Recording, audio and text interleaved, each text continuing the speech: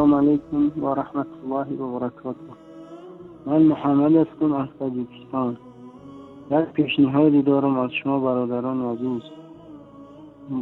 درباره خواندن روش نماز پنجگانه از شما خواهش دارم که انا در شبکه خواندن روش نماز رو همچون یکم بخواند و در شبکه مقصد نشان داده شود که ما در مقصد تاجیکستان وقتی نماز خواندن بخواهیم که رفع عدن کنیم در نماز همون و پامون با پای برادرامون بچسبونیم صفت در کتفه با کتیف و مقصد پاچه همون طبق سنت اگر پاچه بروکمون کلته باشد اگر ما را سلفی گفتد بدبینی میکنند و پایهایشون رو و کتفهایشون رو از تن ما دور میکنند که تا که ما در صف جیج نباشیم و ما رو مقصد در نمونده سلفی و خیل گفتم مذاق میکنن. مقصد ایبر ما دور میشه و بعد ما مقصد میگیم که بعد نماز فرض بود کردن باید که آدم خودش تسبیح بگردونه و دعا کنه و بخیزه سنت شبت بخونه یا در خونش بخونه او مقصد کاری او همه که انا شما سنتتونه نمیخونین انا شما چی دعا نمیکنین مقصد شما یکم گروه شدیسین شما فتنه میخواهین در بین ما اما خیلی گپوی مقصد بسیار دقیق نسبت چون میگن و ما را مقصد در همه جا سلفی نمو کرده مقصد بدنو میکنن. ما اما میخواهیم که ما طبق سنت رسول اکرم صلی الله علیه وسلم نماز بگذاریم و به حضور گل نمازهای خودمون را ادا کنیم. ما با همه برادران اهل سنت برادر هستیم. ما نه سلفی ما سلفی چیه نمیدونیم خود ما را همچنان سلفی نم کردن و ما را مقصد ای معرکه گویا که دور کردن دیگه گپی ما را حتی گوش هم نمیکنن که حتی او گپ نزد که او عقیدت و ایران میکنه ترا میکنه سلفی. هرچی که ما میگیم که برادر صف کوچت کلته کن از جلک پود و در صف نماز باید با یکدیگر زیج باشیم. ما ریش باید داشته باشیم و باید که دوی سه دعا بعد نماز نکنیم و مقصد سر قبرستان اگر رفتیم مقصد برای عبرت گرفتن بریم در قبرستان های شیشته آیت نخونیم. همین گپا را به برادرای مقصد تاجیکستان هم میگیم. ما را سلفی گفته مقصد هم خیلی مینوی دید میکنن. اگر ما هم یکم گروهی نیستیم ما یکم جو سرجم هم نشدیم نسبتی یا یکم تیوری بینیم و یکم بدبینی بینیم و یکم مقصدی غرضی هم نداریم. حتی اگر قبول نکنن لااقل ما را همچنین مقصد شما از شبکه همین نمودای مقصد طبق 4 مذهب نماز خوندن و مقصد سنت های صحیح بودن رسول الله صلی الله علیه و سلم پیشنهاد کنیم که ما بین یکدیگر اختلاف نشه و ما را بدبینی نکنن. ما مقصد برادر یکدیگر هستیم همه در یک صفیم. ما الله یکه و یگانه را پرستش میکنیم و هر چی که بخواهیم ای الله میخواهیم. سلام علیکم برادر گرامی محمد انصاری. میخواهم که شما نماز رو خودتون بخونید هم تنهایی هم جماعت شده مقصد برای یاد دادن برای مردم تاجیکستان پیش درو شده خودتون نماز جماعت بخونید که مردم ببینن که مقصد همین مقصد به شما اعتقاد دارن شما را گوش میکنن و اگر یک کس دیگه باشه میگه اون اوش سلفیه بوده مقصد بون شاید که امو فکر اندیشه خچونده بروند.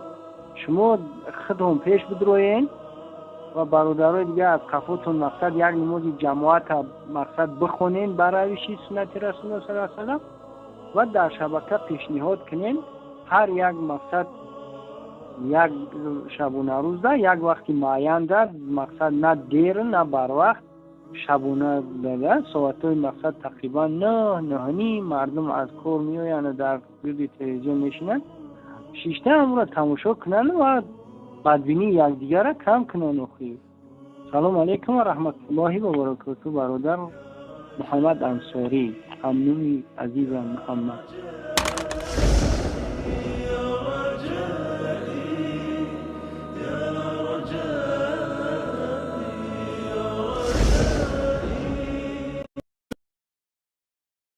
Можно получить дополнительные льготы от государства в размере до 300 тысяч рублей. Чтобы это сделать, необходимо скачать.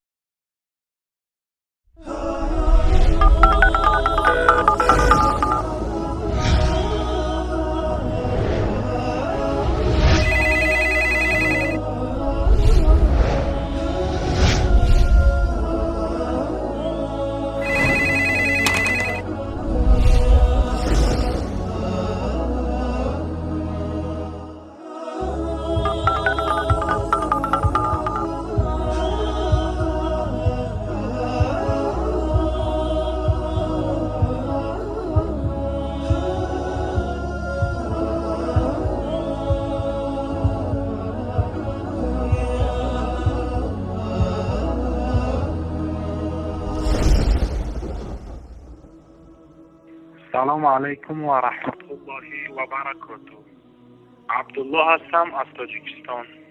استادی بزرگوار آقای انصاری، من شما را خیلی دوست دارم و این دعوت های جالبی که شما برای ما مسلمانان تاجیکستان پیشنهاد کردین، واقعا چه جهادی در راه الله کردین و از درگاه الله ذوالجلال خواهان این هستم که شما را با مجاهدین و راه الله را شما گرفتید با شهدا و صدیقین و صالحین در جنت الفردوس جاویدانه جایتان بگرداند و از درگاه الله ذوالجلال خواهان این هستم که دشمنان شما را خوار و ذلیل بگرداند و ما فهمیدیم که اهل تشیع که هست و کانال های اونها را ما تماشا میکردیم و اون مشرک ها را و این بدبختان دشمنان اسلام را فهمیدیم. خداوند شما را حفاظت بکند و این اهل تشیعی که ما امروز مشاهده میکنیم اونها چه انسان های بدبختی هستند که با مقدسات ما با اصحاب پیامبر صلی الله علیه و سلم نشنام های قبیح میدهند که اونها از چارپاها در بی‌عقل تر هستند که خداوند در کلام خودش می‌فرماید اینهم کالانعام بل هم اضل سبیلا. اینها از چارپاها هم بی‌عقل تر هستند. اینها هیچ فهمش درکی در اسلام ندارند، بلکه اینها نمیدانند خودشان کجا رفته ایستادند. اینها راه حق را گم کردند، بلکه اینها ختم الله علی قلوبهم و علی سمعهم و علی ابصارهم غشاوه. واقعا چشمهان اینها در مهر زده و گوشهای اینها و قلبهای اینها دیگه اینها راه حق را و راه اسلام را دیگه اینها پیدا کردن نمیتوانند. واقعا این در تاجیکستان ما میبینیم که اینها چقدر بالای مسلمان ها فشار میدهند. تمام این فشارها بالای مردم مسلمان اینها کرده ایستادند و از درگاه خداوند خواهان این هستم که این دشمنان اسلام را اینها بغیر از ضلالت پستی دیگه هیچ نیتی و بهبودی اسلام ندارند. اینها اصل مطالب اینها این هست که اینها یریدون لیطفئوا نور الله، چون پروردگار در کلام زیباش میفرماید اینها میخواهند نور الهی را از بین ببرند و هرگز نخواهند توانید، چون که الله وعده الله است. الله وعده کرد مانند بندش خلاف نمیکند. وعد الله لا یخلف الله وعده ولکن اکثرهم لا یعلمون. الله تعالی که وعده کرد و وعدش میایستد. ان شاء الله این دشمنان اسلام، این دشمنان قرآن، این دشمنان صحابه، این دشمن مادرمان حضرت عایشه رضی الله عنها، ان شاء الله اینها نصف نابود میشوند. و از درگاه خداوند ذوالجلال خواهان این هستم که خداوند به شما صبر جمیل، خداوند به شما توفیق بیشتر عنایت بفرماید که تا ما مسلمان ها و مسلمان های تمام جهان را بیدار کرده ایستادید. و این را گفتنی هستم برادرم محمد انصاری استاد بزرگوار و میخواهم 4 مصرع شعر در وصف شما بگویم و با شما خداحافظی کنم. الها خرم و فرخنده باشی، چو گل خندان چو ماه تابنده باشی، با بخت و والدین و جمله خیشان به نام خاص خود محمد انصاری جان زنده باشی. سلامت باشی استادی بزرگوار. از درگاه الله ذوالجلال خواهان این هستم که خداوند ما و شما را داخل جنت بگرداند.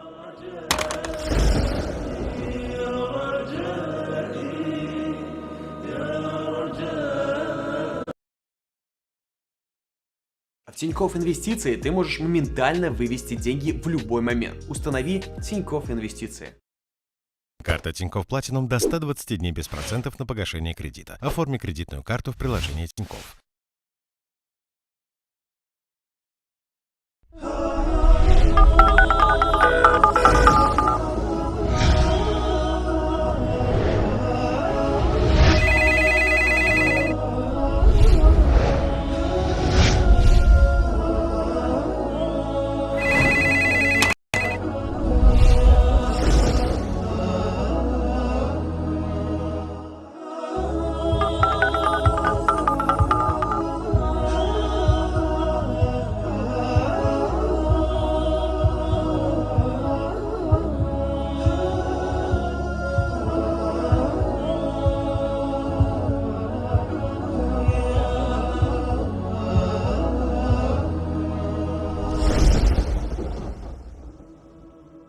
السلام علیکم و رحمت الله و برکاته. نام من عنایت الله از تاجیکستان. حضرت اگر از راجونو اما تا گفتنیم که اگر امی پرزیدنت تاجیکستان نوملی رحمان طاغوت نباشد در روی دنیا دیگر طاغوت وجود ندارد. حضرت جونو بعد شما در ممکن در فکر باشد که چرا ما خاموش میشویم، ما را میپروشند، امور خود ما را میگیرند. اگر ما سخن حق بگیم حضرت جونو ما را سلفی حزب تحریر وهابی گفته میبرند، در کنج ترمه 25 سال ترمه میکنند حضرت جونو.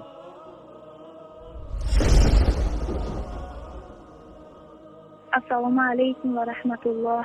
من یک خواهر شما از تاجیکستان. پیش از همه به شما طوری مینداری بیان میکنم که صدای ملت مظلوم تاجیک را شنیده بی‌طرف نماندید. طولی چند سال بود که ایبادی شکایت کردن نمیتوانستم.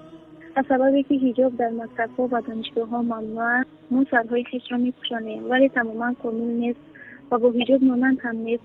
با وجود این همون ناکامیلی که است باز هم ما را اجازه نمیدهند. بار خواستم کمتر هم باشد حجابم را کاملتر بندم ولی متاسفانه از دست راندند. و دولت مردان توجیه گفتنیم که خیلی برایتان متاسفم، چرا پیش از آن که به حجاب ورود و دیگر ارکان دین کاردار میشوید سراول پیش رشوه و بیسوادی را بگیرید، زیرا نسلی که به پایه رسیده ایستاده است قریب 90% بیسواد میباشد. سبب آن است که استادان مکتب و دانشگاه‌ها سبحان الله بها را با خود میمانند. خواننده‌ها باشند به این رفتار آنها عادت کرده علم موسیقی پسستند و باور دارند که چه خوانند یا نخوانند بهای خوب میگیرند. خواهش میکردم از دولت مردمی توجیه که پیش از آن که به حجاب ورود و دیگر بیشتر به ظاهری که کاردار میشوند به این اهمیت خیلی بزرگی هم دارد، زیرا آینده از جوانان وابسته است و جوانان وقتی که بیکار باشند هیچ وقت آن دولت پیشرفت نمیتواند. و در آخر از شبکه جهانی وکیل حق خیلی هم میناداری خویش را به این شبکه بیان میکنیم که واقعا هم ندای حق و حقیقت می باشد و از درگاه خداوند متعال برایتان خواهم که چه مقصدهای پاک و نزدیکی که داشته باشید خداوند برآورده گرداند. و سلام علیکم و رحمت الله و برکاته.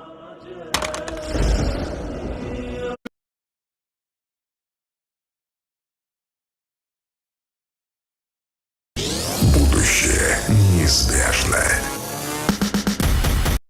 Деньги развивают.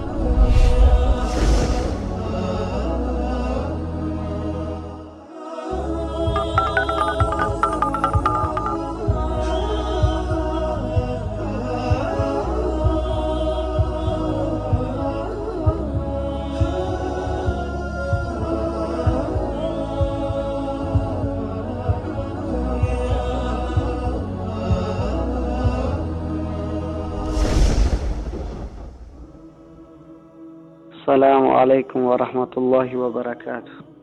برادر عزیز، من اسم من عبدالقادر است و من میخواهم که درباره یک ایشان یک قاری صحبت کنم و از برادران تاجیک سوال کنم که با مردم تاجیک بگن که این شخص خیلی انسان است و چرا که این شخص در مسجد خطیب عمر فاروق 61 کرایان بود و از مردم بپرسن که این شخص خیلی انسان بود، چون که چرا از چه سبب اون از وظیفه برکنار شد و از تاجیکستان فرار کرد، از چی بود. از مردم پرسان کنن آیا این پیغام خلاف دین اسلام صحبت میکرد یا خوب صحبت میکرد. و تا جایی که من میدانم تمامی مردم چندین هزاران در اون مسجدی که اون شخص بود، وقتی اون شخص بود چندین هزار آدمان بود، انسان ها در اونجا نماز میخوانند. وقتی که اون شخص از اون مسجد کنار شد تا الان خیلی تعداد نمازخوانان از اون مسجد کم شد. میخوام بدانم که مردم که درباره همون شخص یعنی معلومات میخوام از مردم بگویم و میخوام عکس اون را روان کنم از مردم پرسان کرده شود. چندین مردمی که در طرف اروپا هستن از در طرف چی هستن، اکثریتش از دست این دجال این رحمانوف فرار کردگی گرفتگی هستن و میخوام که در همین باره از مردم سوال جواب و برای مردم گفته شود. السلام علیکم و رحمت الله و برکاته.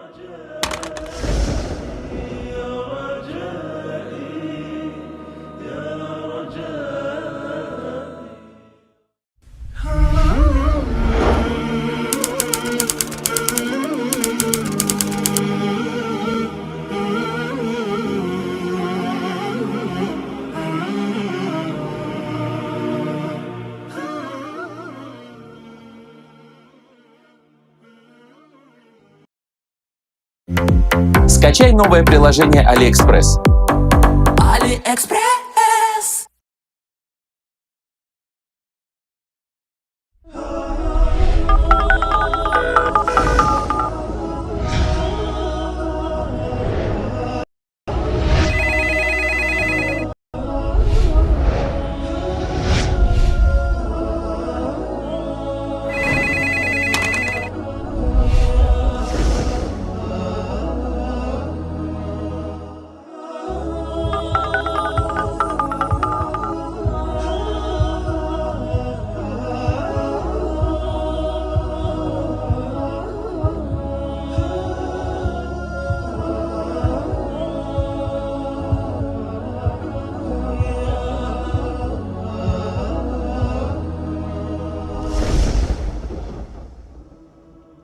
السلام علیکم و رحمت الله و برکاته. برادران شنونده و تماشابین شبکه جهانی وصال حق، پیش از همه اظهار سپاس و مننت‌داری میکنم از برادران و کارمندان شبکه جهانی وصال حق که ما را دستگیری کردند و ما مردم تاجیکستان را فراموش نکردند. برادر از تاجیکستان هستند. خواستم سخنها بسیار است، در اندک مدت خلاصه کرده به گوش مردم تاجیکستان و جهانیان برسانم. خلاصه برادران عزیز، یک بار ما مرگ و جنازه دولتی را که دین و مذهب را از جامعه بیرون انداخته بود با چشم سر دیدیم، اما متاسفانه امروزها در کشور ما که دولت دموکراتی است باز دوباره همان تبلیغات ضد دینی دارد به ذهن جامعه ریخته می شود. عالمان و داملاهای هم حقگوی را از دین خدا دفاع می کرده اند و از اسلام ناب صحبت می نمودند و اغواگر و فتنه‌گر بودن متهم می نمودند و برای همیشه بستن دهان ایشان کوشش می کنند. و بعض دامولانماهایی که درباره اسلام معلومات کافی ندارند و حتی بعضیشان قرآن را هم درست تلاوت کردن نمی توانند صاحب منبر و پیشوای دین قرار می دهند. خلاصه سعی و تلاش دارند که سطح فهمش مردم را نسبت به دین اسلام نهایت محدود و تنگ بکنند و مردم از اسلام حقیقی جدا شوند و بیگانه شوند. و این چنین قانون‌های ضد اسلامی را بر بالای مردم مسلمان به طور اجبار تحمیل می‌کنند و نمی‌گذارند جوانانی از 18 ساله پایین برای ادای فرایض دینی به مسجدها روند و عبادت کنند. هر کس اگر فرزند خردش را به مسجد برای ادای نماز ببرد موافق قانون مجرم حسابیده می‌شود و باید جریمه آن را سپارد و این چنین اگر کسی یک نفر را به خاطر خدا تعلیم قرآن بدهد جزایش زندان است. و باز بالای این همه افراطگرایی جنگ علیه ریش و حجاب را براه انداختند. حجابی که برای ملت ما علاوه بر منصوبیت دینی داشتنش منصوبیت ملی هم دارد.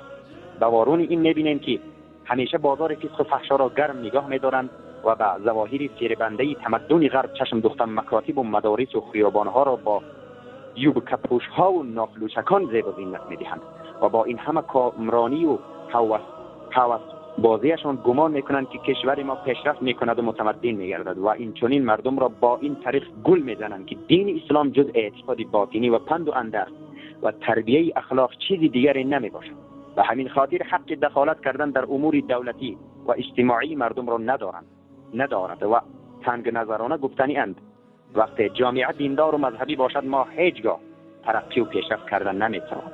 خلاصه عین همان اشتباهایی را که کمونیستان کردند باز دوباره تکرار کرده ایستادند. حالا آنکه دین اسلام هیچگاه بر پیشرفت جامعه و علم و هنر رخنه ایجاد نکرده است و نمیکند. در آخر به همه شما گفتنی هستم که هوشیار باشید، از خواب غفلت بیدار شوید.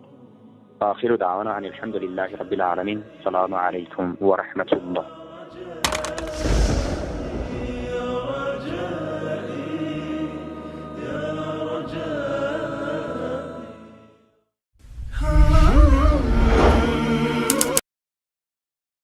Владимир Путин распорядился о создании новой платформы, где каждый гражданин России сможет получать долю.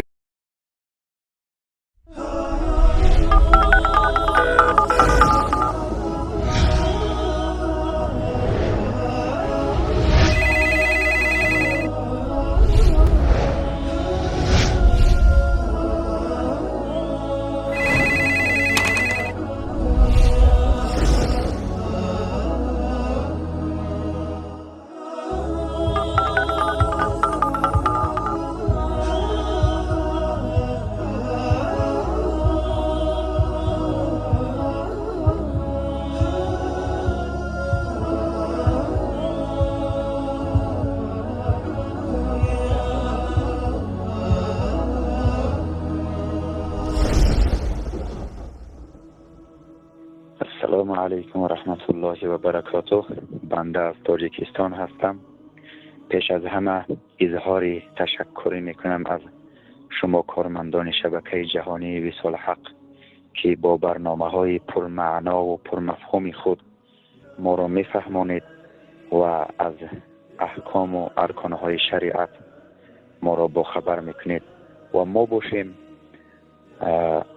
به صبرانه در پی شنیدن و تماشای برنامه‌های شما هستیم و از شما اظهار تشکر میکنیم که با این ویژه برنامه‌ای که تاجیکستان دردها و آرزوها هست که برگزار میکنید هر چهارشنبه، که این چهارشنبه که این ویژه برنامه درباره روند شیعه در تاجیکستان بود، که با این برنامه زیبای خود که مردم تاجیکستان را بیدار کردید از خواب غفلت و فهماندید به اونها.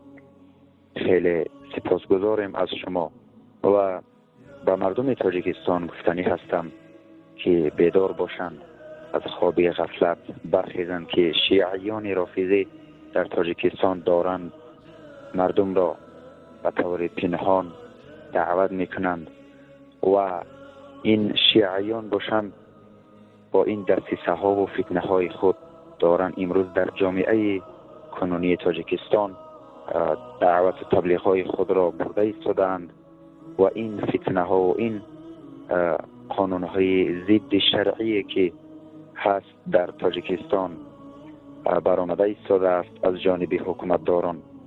این البته دست همون شیعیان رافضی و تبلیغات انا همونها می باشد. و مردم تاجیکستان شما بیدار باشید، از خوابی غفلت برخیزید که امروز این دشمنان دین، این دشمنان صحابیان رسول الله صلی الله علیه و سلم دارند جوانان را به این مذهب شیعه‌گرایی دعوت کرده ایستادند و جوانان تاجیک را از که ما اکثر مردم تاجیکستان سنی مذهب هستیم به مذهب شیعه دعوت دارند و جوانان را بی‌روحه کرده ایستادند. و برای شما برادران و کارمندان شبکه جهانی وصال حق خیلی اظهار تشکر میکنیم که این گونه برنامه های خوب و رنگینی شما ما را روز تا روز بیدار کرده ایستاده است و بی صبرانه در پی تماشا و شنیدن برنامه های شما، سخنه های گوهربار شما هستیم و میمانیم. انشاءالله ما شما را دوست داریم و بر شما خیلی احترام قائل هستیم و نسبت شما خیلی محبت داریم. الله حافظ و نگهبان شما باشد و بر علمتان بیفزاید. آمین. سلام.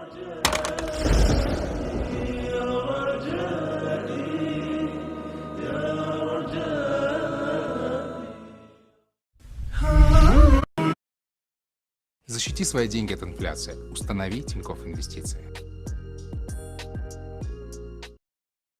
Можно получить дополнительные льготы от государства в размере до 300 тысяч рублей. Чтобы это сделать, необходимо скачать официальное приложение по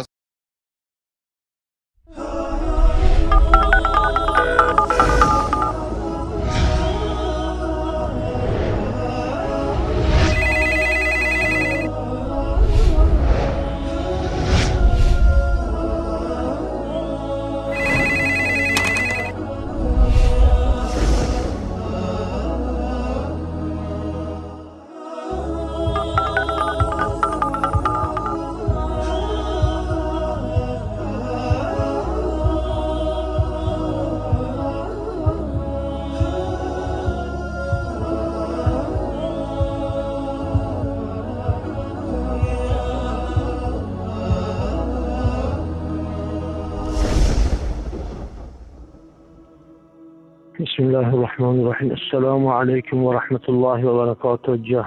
شبکه جهانی وصال حق، استادان مهربان، از شما احترامانه خواهش میکنم که صدای من را پخش کنید. من یک نیم ساعت پیشتر در شبکه یکم تلویزیون تاجیکستان دیدم که زنان حجابدار و زنان مسلمان را تحقیر میکنند و به مأمورین دستور میدهند که این حجاب اینها را از سرشان بردارند. قسم به خدا این حجاب در اسلام جایگاه خاص خود را دارد که در قرآن کریم به دستور مستقیم خداوند آن را برای زنان مؤمن وظیفه شرعی قرار داده است. در آیه خداوند در قرآن در آیه 59 سوره احزاب خداوند می‌فرماید این چنین دستور صریح و روشن دیگری نیز در سوره نور آیه 30 و 31 از سوی خداوند رحمان به این صورت آمده است. آیا شما این قرآن را انکار میکنید؟ آیا شما از این سطر چی دیدید، چی کمبودی دیدید که ما مسلمانان را نمیمونه که ما سطر کنیم؟ آیا شما میخواهید که ما مثل شما دهیوس باشیم؟ آیا شما میخواهید که ما دخترام و زنام و فرزند و مادرامون مثل شما لیشو کنیم، پیش بس هوی باشد؟ قسم به الله ما هرگز این را نمیخواهیم که این چنین شود. پس ما گفتن نماند که حجاب دستور الهی است که هر زن مسلمان برای رعایت آن مکلف شده است و طبق آیه مذکور و اجماع علمای اسلام حجاب برای هر زن مسلمان فرض است. این فرض الهی است و اطاعتش خواهیم کرد انشاءالله. ما را اطاعت میکنیم. اگر شما هر چند که این را نخواهید، این فرض الهی را نخواهید. هرچند که شما اگر کافر شده باشید، از دین اسلام روی گردانده باشید، ما انشاءالله رو نگرداندیم و رو نمیگردانیم انشاءالله. حجاب یک امر و دستور الهی است، نه فرموده یگان مولا یا ایشان. و هر حکمی که از جانب خداوند رحمان آمده باشد حتما دارای حکمت است که ما میتوانیم که بعضی از اینها را مطرح کنیم. اما این حجاب این چیزی هست که این ناموس ما مسلمانان است، ناموس ما مسلمانان. ما نمیخواهیم که مثل شما و بدبختان زنان ما پیش بر و کرته های تنگ و همه جاش دیار باشد. قسم با الله این را هرگز ما نمیخواهیم. این شمایی که سبب ناآرامی، سبب ویرانی خواجگی ها میشه، شما سبب ویرانی آیله ها میشه. یک زن اگر شما سطرش از سرش بگیرید، اون شوهر او را حتما او را بیرون از در میکند. به خاطر ناموسش ما مسلمانان ناموس داریم، مثل شما دهیوس نیستیم. از دین روی گرداندید، مرد بر شما. خداوند شما را خار کند. خداوند در پیغمبر میفرماید که الدیوس لا یدخل الجنه، دیوس داخل جنت نمی شود. این مأمورین، شما از خدا بترسید، شما از خدا بترسید که روز قیامت در پیشگاه خدا با قدم رو با خدا و با رسولش روبرو میشید. سبحان الله، این چی کار شما کردید؟ این همه اینها را، این سبب ناآرامی وطن، سبب ناآرامی ملت، سبب این همه ویرانی از زمین وابسته به این آقای رحمانوف است. آقای رحمانوف از این کار دست کش. نخواه که بازار صابی به خاطر این مقدسات این همه مسلمانان را سخنان ناسزا گفتنش تو برای او قصر هدیه کنی. این از خدا بترسی، از این کاری که اگه تو دست بکشی. السلام علیکم و رحمت الله و برکاته.